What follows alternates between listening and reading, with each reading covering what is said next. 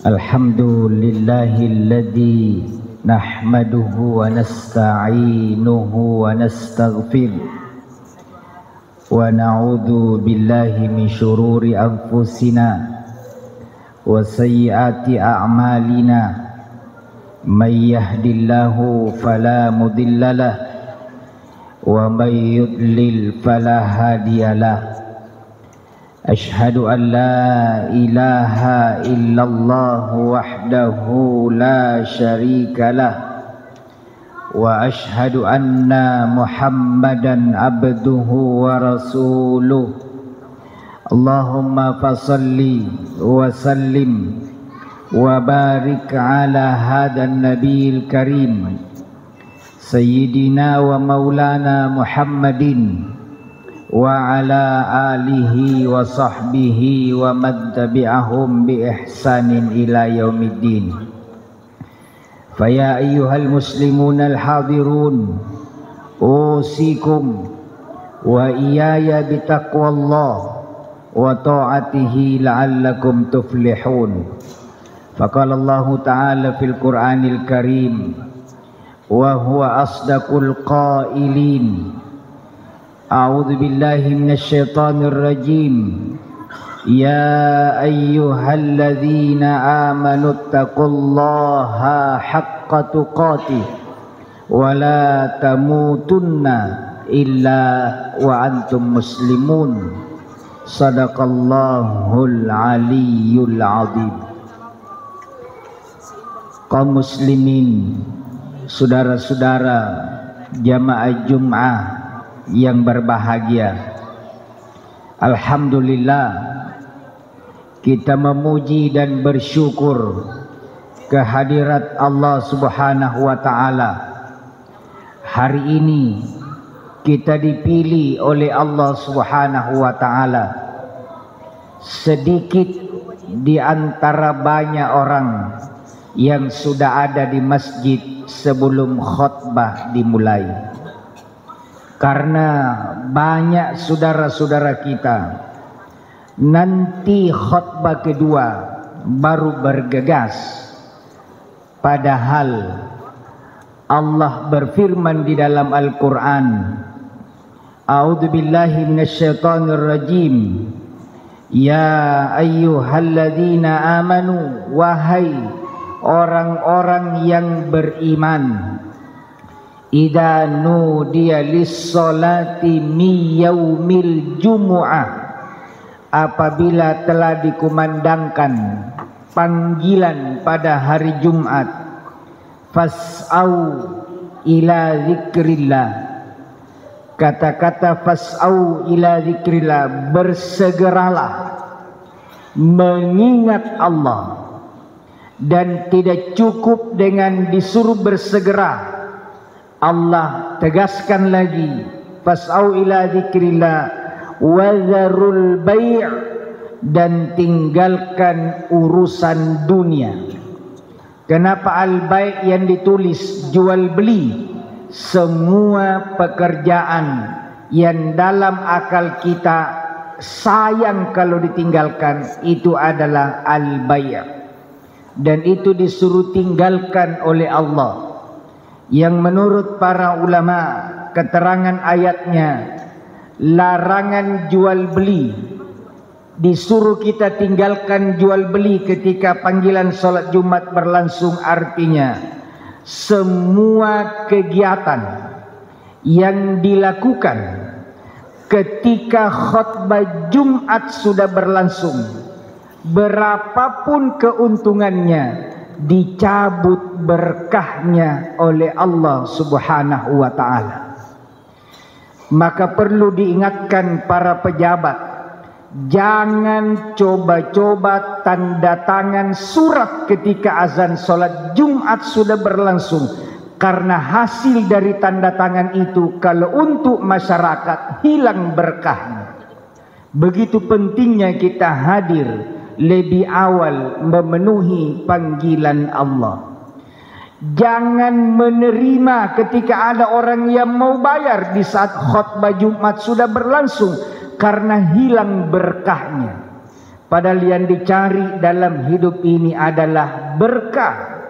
Biar bergelimang harta, kalau tidak punya berkah, tidak akan membahagiakan pemiliknya. Maka bersyukurlah kita yang bisa hadir, dipilih oleh Allah lebih awal datang di masjid. Salawat dan salam semoga senantiasa tercurah keharibaan junjungan kita Rasulullah Muhammad sallallahu alaihi wasallam, yang beliau pernah bersabda dalam sebuah hadis, statement yang luar biasa.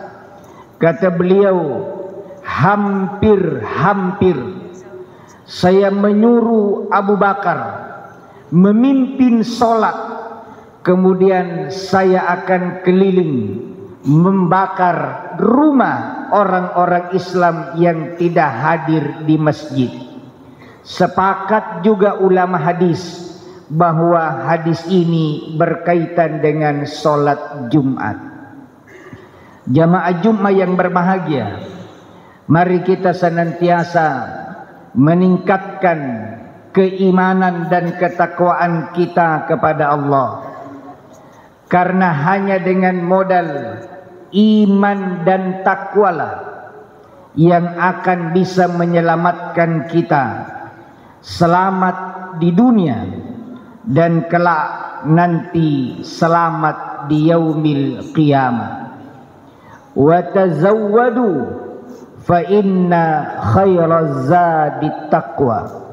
Berbekallah, siapkanlah bekal, tetapi sebaik-baiknya bekal adalah takwa.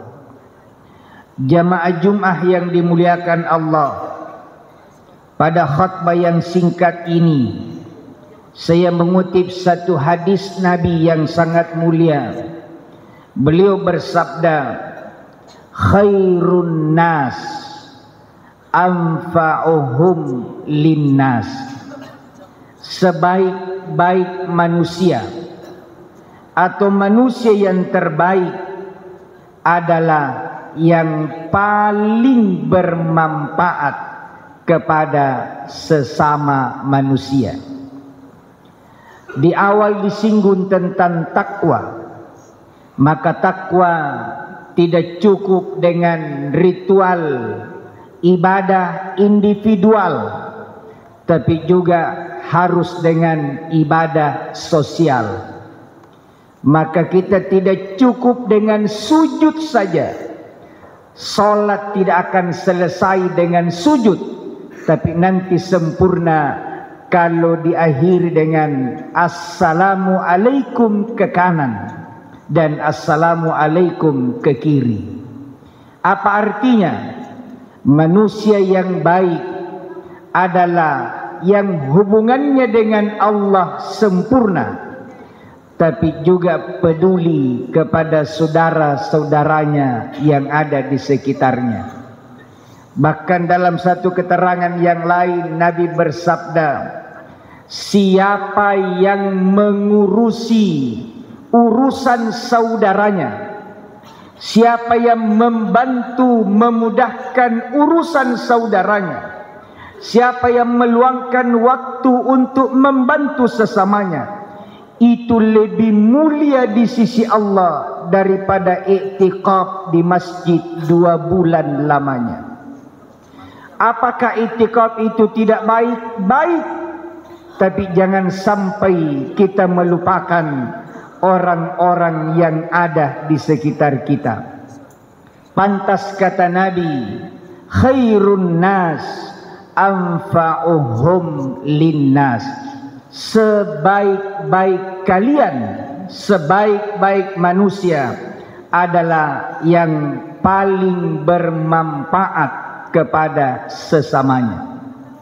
Ketika Rasulullah sallallahu alaihi wasallam wafat, naiklah Abu Bakar menjadi khalifah, dan perang pertama yang dikobarkan Abu Bakar dan dipimpin sendiri oleh Khalifah Abu Bakar adalah perang terhadap orang-orang yang enggan membayar zakat atau enggan mengeluarkan hartanya untuk orang lain yang berhak menerimanya. Dipanggillah Umar bin Khattab, saya mau perangi kelompok-kelompok yang tidak mau bayar zakat. Kata Umar, demi Allah saya tidak akan melakukan apa yang Nabi tidak pernah lakukan. Karena Nabi bersabda, haram darahnya orang yang sudah mengucapkan kalimat la ilaha illallah. Mereka masih bersyahadat, hanya tidak mau bayar zakat.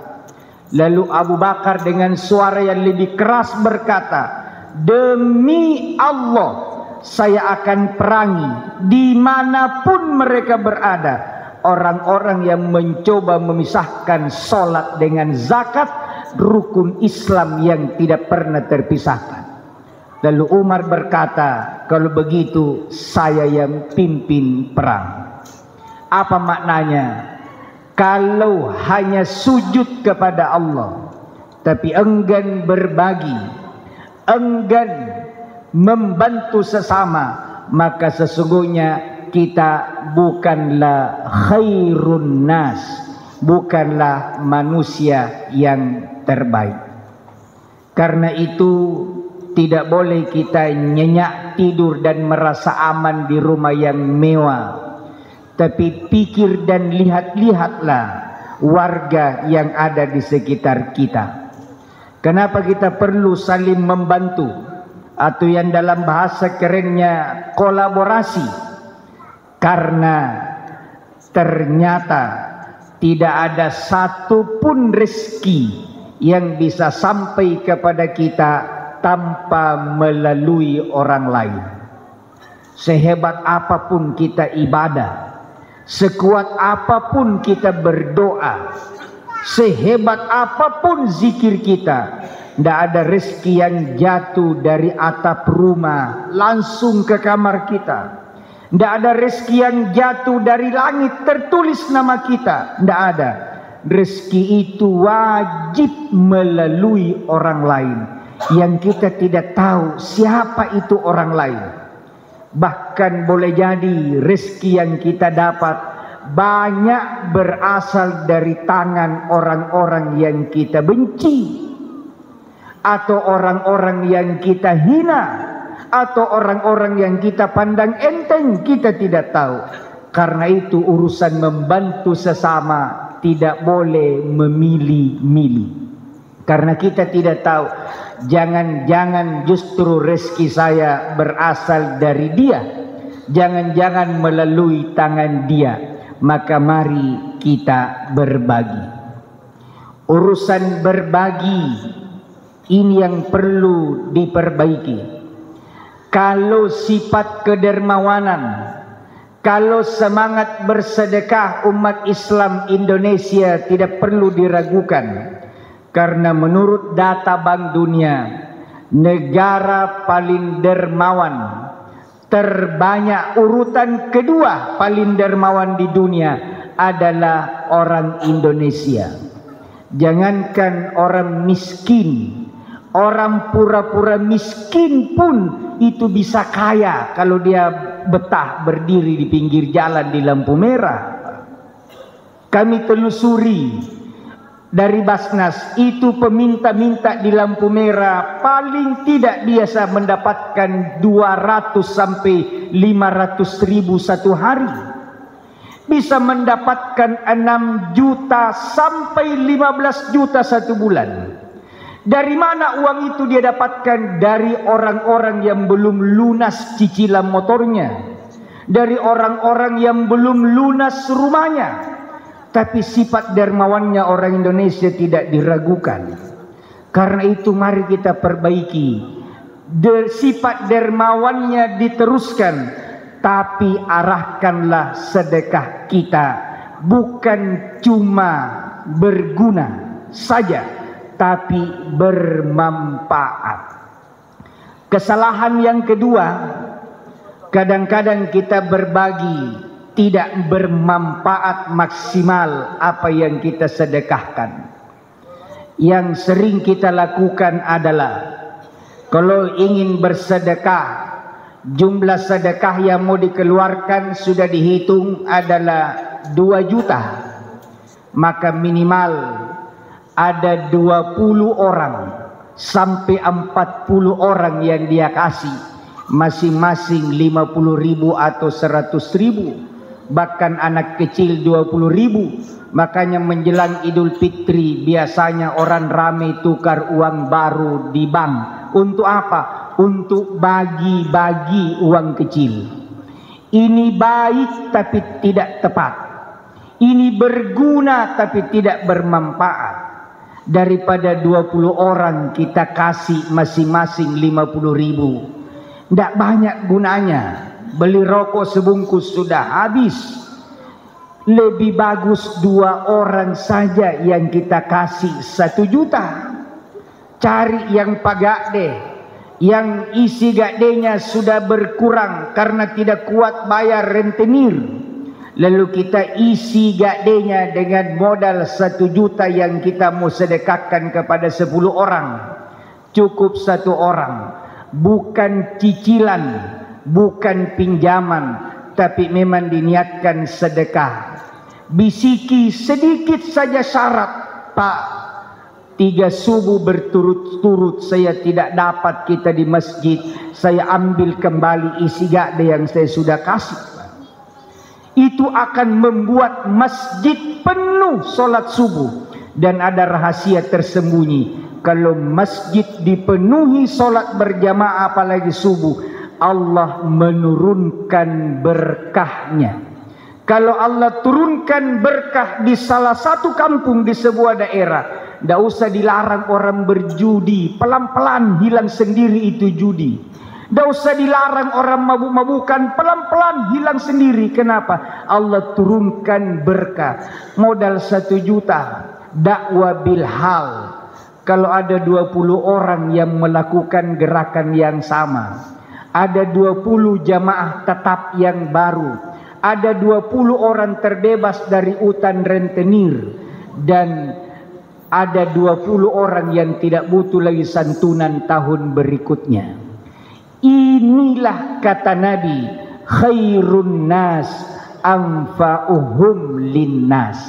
Mari kita berguna, bermanfaat, bukan sekedar menggembirakan orang dan kita dicium tangan bilang bagus gitu Pak Haji suka bagi-bagi uang. Sudah bukan masanya lagi kita dibangga-banggakan sebagai orang dermawan kalau bagi-baginya 50.000 1 orang. Bebaskan 1-2 orang dari garis kemiskinan. Fokuskan 1-2 orang. Dampingi cara berdagang yang baik, supaya tahun berikutnya bukan lagi dia penerimanya, tapi dia juga bisa berinfak dan bersedekah. Semoga khutbah yang singkat ini menginspirasi kita, memotivasi kita. Janganlah hidup sendiri. Perhatikanlah keluarga, kerabat, tetangga di sekitar kita. Bantulah sesama, bantunya maksimal. Bukan sekedar membuat dia tersenyum.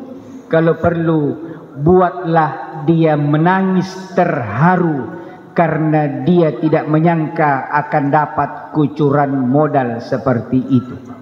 Barakallahu li wa lakum fil Qur'anil azim wa nafa'ni wa iyyakum bima fihi minal ayati wa dzikril hakim wa taqabbala minni wa minkum tilawatahu innahu huwal ghafurur rahim.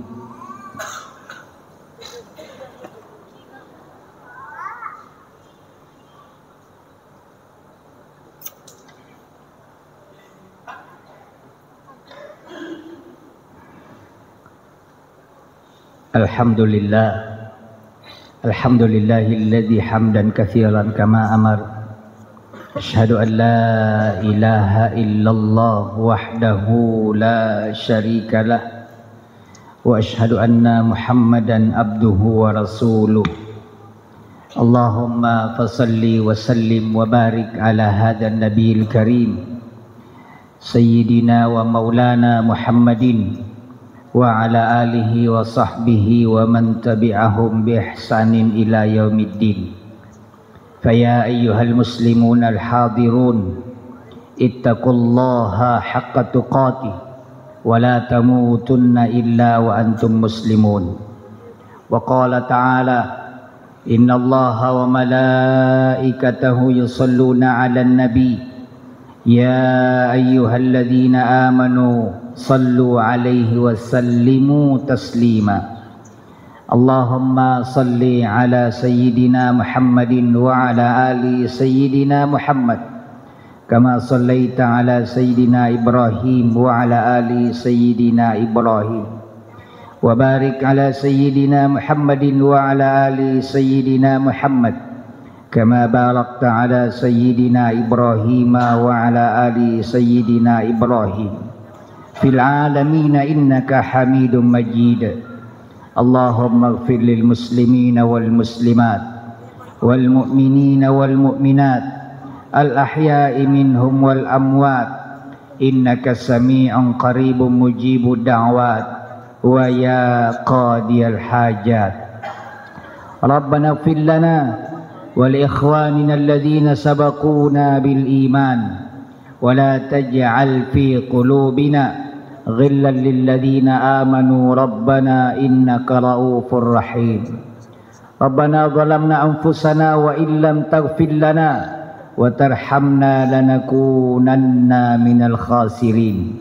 ربنا آتنا في الدنيا حسنة وفي الآخرة حسنة وقنا عذاب النار ودخلنا الجنة مع الأبرار يا عزيز يا غفار يا رب العالمين. عباد الله إن الله يأمر بالعدل والإحسان وإيتاء ذي القربى وينهى عن الفحشاء والمنكر والبغي يعظكم لعلكم تذكرون. فاذكروا الله العظيم يذكركم ولذكر الله أكبر والله يعلم ما تصنعون.